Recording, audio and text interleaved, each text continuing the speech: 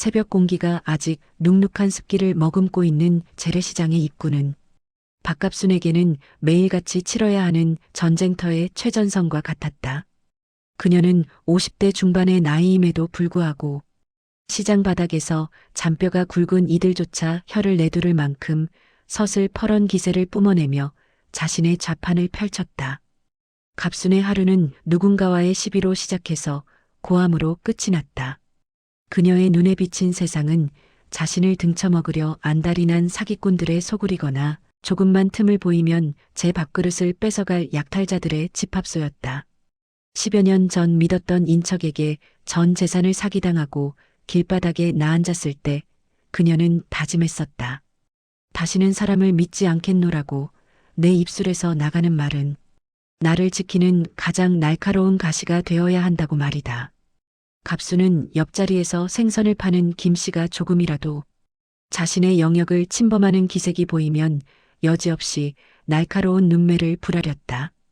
어제 비가 와서 그런지 삭신이 쑤시고 뒷목이 뻐근했지만 그녀는 이를 악물고 무거운 채소 박스를 옮겼다. 그녀의 거친 손마디는 그동안 살아온 세월의 흉터이자 훈장이었다. 시장 사람들은 그녀를 독종 혹은 욕쟁이 할매라고 불렀지만 갑수는 그 별명이 오히려 자랑스러웠다. 다정한 말은 나약함의 증거일 뿐이며 친절은 누군가에게 뒤통수를 맞을 빌미를 제공하는 것이라 믿었다. 그녀는 손님들에게도 예외가 없었다. 덤을 달라고 조르는 안악에게는 장사가 우스우냐며 쏘아붙였고 채소의 신선도를 의심하는 이에게는 당장 다른 곳으로 가라며 물건을 빼앗다시피 했다. 그녀의 내면은 이미 딱딱하게 굳어버린 시멘트 바닥과 같았다. 예전에 보았던 따스한 햇살이나 사람들의 웃음소리는 이제 그녀의 기억 속에서 흐릿한 잔상으로만 남아 있었다. 오로지 오늘 번 돈을 세며 통장의 잔액을 확인하는 순간만이 그녀에게 유일한 위안을 주었다. 하지만 그 돈조차도 사실은 미래에 대한 불안감을 잠재우기 위한 방편에 불과했다. 갑수는 늘 자신을 채찍질했다. 더 모아야 한다고, 더 독해져야 한다고, 그래야만 다시는 그 비참했던 밑바닥으로 떨어지지 않을 것이라고 스스로에게 최면을 걸었다. 그녀의 뒷목을 타고 흐르는 뻐근한 통증은 이미 며칠 전부터 예고된 신호였으나 갑수는 그것을 단순히 무리한 노동의 결과로 치부하며 무시해버렸다. 그것이 자신의 삶을 송두리째 뒤흔들 거대한 폭풍의 전조임을 꿈에도 모른 채 말이다. 정오의 햇살이 시장 지붕의 천막을 뚫고 내리쬐는 시각, 갑수는 시장 골목 끝자락에 위치한 단골 보리밥집으로 향했다. 식당 안은 점심을 해결하려는 상인들과 손님들로 북적였다. 평소 같으면 구석자리에 앉아 묵묵히 밥을 먹었을 그녀였지만 그날따라 유독 기분이 날카로웠다. 자리에 앉자마자 서빙을 하던 젊은 아르바이트생이 물잔을 내려놓다 물을 조금 엎지르자 갑순의 내면에 내재되어 있던 분노가 기다렸다는 듯 폭발했다. 그녀는 평소보다 더 큰 소리로 아르바이트생을 질타하기 시작했다. 눈을 어디다 두고 다니는 거야? 젊은 애가 벌써부터 정신이 빠져가지고 라고 소리를 지르려던 찰나였다. 갑순의 입술이 이상하게 뒤틀리는 느낌이 들었다. 분명 머릿속으로는 다음 욕설을 준비하고 있었는데 입 밖으로 나오는 소리는 형체를 알아볼 수 없는 웅얼거림에 불과했다. 혀가 입천장에 달라붙어 떨어지지 않는 기분이었고 자신의 목소리가 마치 수중에서 나오는 소리처럼 낯설게 들렸다. 그녀의 눈동자가 흔들리기 시작했다. 상대방이 무슨 말을 하는지 들리기는 했지만 그 의미가 뇌세포에 닿기 전에 안개처럼 흩어졌다. 갑수는 당황하여 식탁을 짚으려 했으나 오른쪽 팔에 힘이 들어가지 않았다. 숟가락을 든 손이 힘없이 바닥으로 떨어지며 쨍그랑하는 금소금을 냈다. 주변의 시선이 집중되는 것이 느껴졌지만 갑수는 그 시선에 대항할 힘조차 없었다. 공포가 그녀의 발끝부터 머리끝까지 잠식해 들어왔다. 죽음이라는 단어가 생전 처음으로 실체화되어 눈앞에 어른거렸다. 그녀는 소리를 지르고 싶었지만 입은 반쯤 벌어진 채 굳어버렸고 얼굴의 오른쪽 근육이 중력을 이기지 못하고 흘러내리는 듯한 이물감이 전해졌다. 식당 안의 모든 소리가 멀어지고 오로지 자신의 불규칙한 심장 박동 소리만이 귀를 때렸다. 평생을 자신을 지키기 위해 쌓아 올렸던 거대한 성벽이 보이지 않는 균열. 하나로 인해 순식간에 무너져 내리는 순간이었다. 그녀는 자신의 몸 안에서 무언가 치명적인 사고가 일어났음을 직감하며 속절없이 어둠 속으로 가라앉는 기분을 느꼈다. 갑순의 이상 행동을 지켜보던 식당 안의 사람들은 그저 그녀가 너무 화가 나서 뒷목을 잡은 것이라 생각하며 수군거렸다. 또 시작이네, 갑순이 할매. 누가 저 성깔 좀 말려. 하지만 그 무관심한 소음 사이로 예리한 시선 하나가 갑순의 일그러진 얼굴을 꿰뚫고 있었다. 식당 구석에서 조용히 비빔밥을 먹고 있던 노신사 최 교수였다. 그는 은퇴한 지 얼마 되지 않은 신경외과 전문의로 평소 이 시장의 정겨운 분위기를 좋아해 자주 들르곤 하던 인물이었다. 최 교수는 갑순의 눈동자가 초점을 잃고 한쪽으로 쏠리는 것과 입가에 고이는 침을 보는 순간 직업적인 본능으로 사태의 심각성을 깨달았다. 최 교수는 식사를 멈추고 지체 없이 갑순에게 다가갔다. 아주머니, 제 말 들리세요? 제 손 한번 꽉 쥐어보세요. 최 교수의 목소리는 차분하면서도 위험이 있었다. 갑순은 간섭하지 말라며 밀어내고 싶었지만 그녀의 의지는 근육에 전달되지 않았다. 최 교수는 갑순의 동공을 확인하고 주저없이 휴대폰을 꺼내 119에 전화를 걸었다. 여기 인지식당입니다. 50대 여성, 급성 뇌졸중 전조 증상이 뚜렷합니다. 안면 마비와 실어증, 편마비 증세가 있으니 즉시 구급차 보내주세요. 골든타임이 얼마 남지 않았습니다. 그는 단호하게 상황을 설명했다. 주변 사람들은 그제야 사태의 심각성을 인지하고 웅성거리기 시작했다. 최 교수는 갑순의 등을 받쳐 눕히며 그녀의 귀에 대고 조용히 속삭였다. 괜찮습니다. 조금만 참으세요. 제가 옆에 있을 테니 걱정하지 마세요. 평생을 타인의 호의를 거절하며 살아온 갑순이었지만 최 교수의 따뜻하고 단단한 손길은 그녀의 얼어붙은 마음속으로 뜻밖의 온기를 전달했다. 최 교수는 사실 몇 년 전 아내를 뇌출혈로 갑자기 잃은 아픔이 있었다. 당시 의사인 자신조차 손쓸 새 없이 아내를 보냈던 그날의 기억이 그를 괴롭혔고 그래서 그는 눈앞의 갑순을 결코 포기할 수 없었다. 갑순은 점차 흐릿해지는 의식 속에서 자신을 살리려 애쓰는 이 낯선 남자의 눈동자 속에 담긴 깊은 슬픔과 진심을 희미하게나마 읽어낼 수 있었다. 구급차의 사이렌 소리가 요란하게 시장 골목을 갈랐다. 들것에 실려 구급차에 오른 갑순의 눈에 보인 것은 천장의 차가운 조명과 바쁘게 움직이는 구급대원들의 손길이었다. 그녀는 지금 자신이 어디로 가고 있는지, 앞으로 다시 시장으로 돌아올 수 있을지 알 수 없었다. 응급실에 도착하자마자 드라마 속의 한 장면처럼 수많은 의료진이 그녀를 에워쌌다. 혈압이 체크되고 산소호흡기가 씌워졌으며 날카로운 바늘이 혈관을 파고들었다. CT 검사실의 차가운 기계 안으로 들어갈 때 갑순은 극심한 고독을 느꼈다. 평생을 혼자 힘으로 버텼다고 자부했지만 정작 생사의 갈림길에 서자 자신이 얼마나 나약한 존재인지를 뼈저리게 실감했다. 검사 결과는 절망적이었다. 뇌혈관의 주요 분기점이 혈전으로 꽉 막혀 있었다. 수술실로 향하는 복도에서 갑순은 의식의 저편으로 가라앉으며 지난 날들을 회상했다. 어린 시절 가난을 벗어나기 위해 발버둥 쳤던 기억, 사기를 당하고 차가운 방바닥에서 울음을 삼키던 밤, 그리고 그 도끼를 애꿎은 이웃들에게 쏟아냈던 수많은 순간이 파노라마처럼 스쳐갔다. 그녀는 생각했다. 만약 내가 이대로 죽는다면 사람들은 나를 어떻게 기억할까? 그 질문에 대한 답은 너무나 자명했다.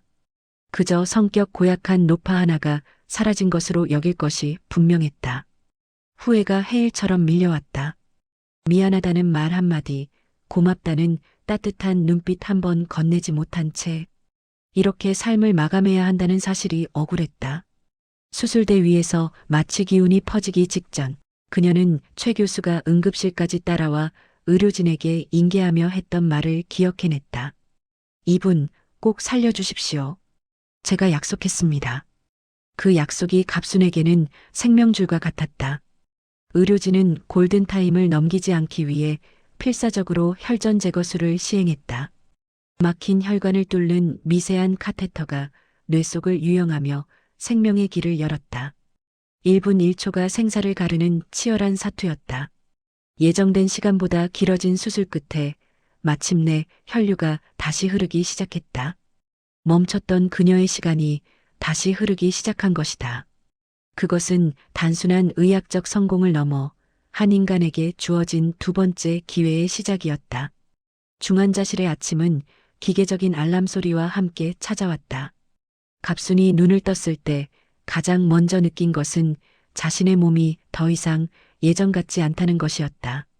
말 한마디를 내뱉는 데에도 엄청난 에너지가 필요했고 오른쪽 손가락 끝을 움직이는 것조차 산을 옮기는 것만큼이나 버거웠다. 그녀는 하얀 천장을 바라보며 길고 긴 침묵의 시간을 보냈다.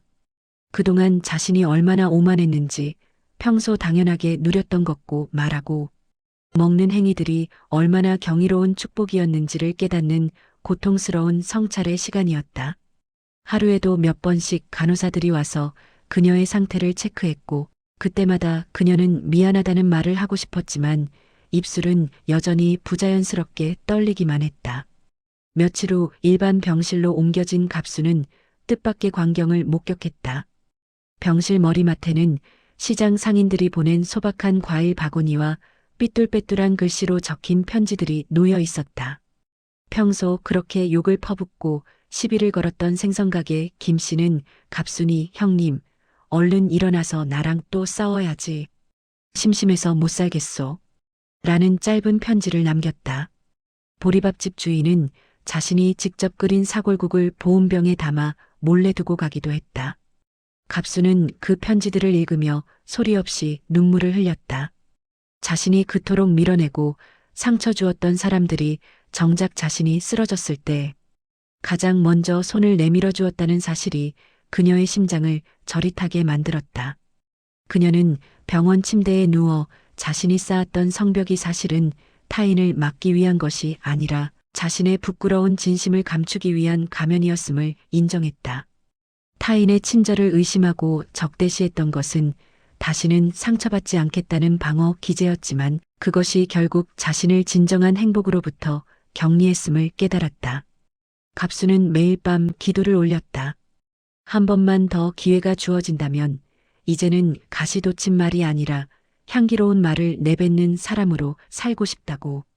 자신의 굳어버린 오른쪽 몸을 어루만지며 그녀는 이 마비가 오히려 자신에게 영혼의 눈을 뜨게 해준 신의 축복일지도 모른다는 생각을 하기 시작했다. 본격적인 재활치료가 시작되었다. 갑순에게는 젓가락질 한 번, 발걸음 한 걸음이 모두 거대한 장벽이었다. 하지만 그녀는 예전의 그 독종 기질을 이번에는 자신을 살리는 데 사용했다. 구슬땀을 흘리며 재활기구에 몸을 맡기는 그녀의 곁에는 최 교수가 정기적으로 찾아와 응원을 건넸다. 최 교수는 그녀의 말동무가 되어주며 그녀가 잃어버린 자존감을 회복할 수 있도록 도왔다. 박갑순 씨, 당신은 정말 강한 사람입니다. 그 강함을 이제는 자신과 세상을 사랑하는 데 쓰세요. 최 교수의 말은 갑순의 마음속 깊은 곳에 박혀있던 원망의 파편들을 하나둘씩 제거해 주었다. 어느 날 갑순은 최 교수에게 조심스럽게 물었다. 왜 생전 처음 보는 자신을 그토록 정성껏 도와주느냐고. 최 교수는 씁쓸한 미소를 지으며 자신의 과거 이야기를 털어놓았다. 의사로서 수많은 사람을 살렸지만 정작 자신의 아내는 살리지 못했던 그날의 회한을 말이다. 그는 갑순을 구한 것이 어쩌면 죽은 아내가 자신에게 준 마지막 숙제였을지도 모른다고 고백했다. 갑순은 최 교수의 고백을 들으며 타인의 고통을 이해한다는 것이 얼마나 숭고한 일인지를 배웠다. 그녀는 최 교수의 손을 꼭 잡았다. 그것은 고마움의 표시이자 서로의 상처를 보듬는 무언의 약속이었다. 재활치료실에서 갑수는 자신보다 더 심한 마비로 고통받는 환자들을 보며 먼저 다가가 서툰 발음으로 위로를 건네기 시작했다. 힘내요. 할 수 있어요. 예전의 날카로운 독설 대신 투박하지만 진심 어린 격려가 그녀의 입술 사이로 흘러나왔다. 이상하게도 남을 격려할수록 자신의 마비된 근육도 조금씩 더 부드럽게 풀리는 기분이 들었다. 그녀는 깨달았다. 남을 치유하는 행위가 곧 나를 치유하는 가장 빠른 길이라는 사실을. 갑순의 마음속에 견고하게 자리 잡고 있던 미움의 성벽은 이제 완전히 허물어져 내리고 그 자리에는 타인에 대한 연민과 공감의 싹이 돋아나고 있었다. 수개월의 재활 끝에 마침내 퇴원한 갑순이 다시 시장 골목에 나타났을 때 시장은 일렁이는 파도처럼 술렁였다.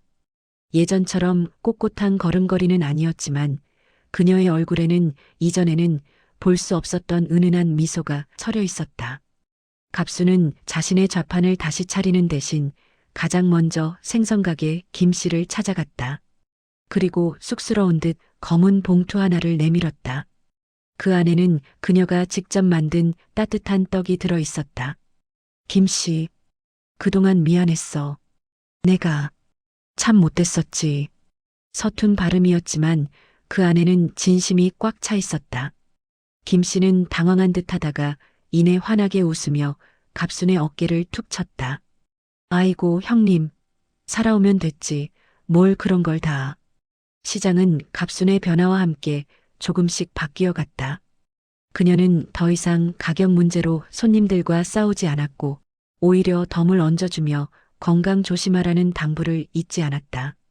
어느 날 시장 부지를 매입해 대형마트를 세우려는 개발업자들이 들이닥쳐 상인들을 위협하는 사건이 발생했다. 상인들이 우왕좌왕하며 분노를 터뜨릴 때 갑순이 조용히 나섰다. 그녀는 예전의 독설 대신 논리적이고 차분한 태도로 개발업자들을 설득하고 상인들의 마음을 하나로 모으는 중재자 역할을 자처했다. 그녀의 진심 어린 호소에 상인들은 깊이 감동했고 결국 시장은 평화적인 합의를 이끌어내며 그 터전을 지켜낼 수 있었다. 사람들은 이제 그녀를 시장 골목의 꽃이라고 부르기 시작했다. 거친 아스팔트 사이를 뚫고 피어난 강인한 꽃처럼 그녀의 존재는 시장 전체에 활기를 불어넣었다. 갑수는 깨달았다. 진정으로 강한 것은 타인을 누르는 힘이 아니라 타인을 끌어안는 포용력이라는 것을. 그녀는 매일 아침 시장에 나올 때마다 자신을 살려준 최 교수와 의료진 그리고 기다려준 이웃들에게 감사 기도를 올렸다. 그녀의 하루는 이제 고함이 아닌 활기찬 인사로 시작되었고 시장의 풍경은 예전보다 훨씬 다채롭고 따뜻한 색채로 물들어갔다. 1년의 시간이 흘렀다. 갑수는 이제 시장의 한 귀퉁이에 작은 쉼터를 마련했다. 다시 피어나는 쉼터라는 이름의 그곳은 시장을 찾는 노인들이 다리를 쉬어가고 따뜻한 차 한 잔을 나누는 사랑방이 되었다. 갑수는 그곳에서 자신이 겪었던 뇌졸중의 경험을 나누며 상인들과 손님들에게 건강의 중요성을 전파하는 건강전도사로 활동했다. 그녀의 손은 이제 채소 박스를 나르는 대신 아픈 이들의 손을 잡아주고 차를 따르는 데 쓰였다. 그녀의 얼굴에 깊게 패인 주름은 이제 고통의 흔적이 아니라 인자한 미소의 지도가 되어 있었다. 가장 놀라운 변화는 그녀에게 모질게 당했던 식당 주인과의 관계였다. 이제 두 사람은 매주 주말마다 지역 노인복지관을 찾아가 봉사활동을 함께하는 둘도 없는 단짝 친구가 되었다. 식당 주인은 농담처럼 말하곤 했다. 갑순 언니, 그때 쓰러진 게 언니한테는 보약이었나 봐. 사람이 어떻게 이렇게 바뀌어? 그러면 갑순은 인자하게 웃으며 대답했다. 그러게 말이야. 하늘이 나한테 한 번 더 살 기회를 주신 건 남은 생은 남을 위해 쓰라는 뜻이었겠지. 나 같은 사람도 변할 수 있다는 걸 보여주라고 말이야. 갑순의 삶은 이제 매 순간이 선물과도 같았다. 아침에 눈을 뜨고 숨을 쉬는 것, 사랑하는 사람들과 이야기를 나누는 것, 그리고 시장 골목에 가득한 사람 냄새를 맡는 것 하나하나가 기적임을 그녀는 잊지 않았다. 최 교수도 가끔 쉼터를 찾아와 그녀와 함께 차를 마시며 흐뭇한 미소를 지었다. 노을이 지는 시장 골목, 갑수는 자신의 좌판을 정리하며 멀리서 들려오는 사람들의 웃음소리에 귀를 기울였다. 그녀의 가슴속에는 이제 시리지 않은 따뜻한 바람이 불고 있었다. 인생의 황혼기에 만난 가장 찬란한 봄날, 박갑수는 비로소 진정한 행복이 무엇인지 깨달으며 남은 생의 길을 향해 힘차게 발걸음을 내디뎠다.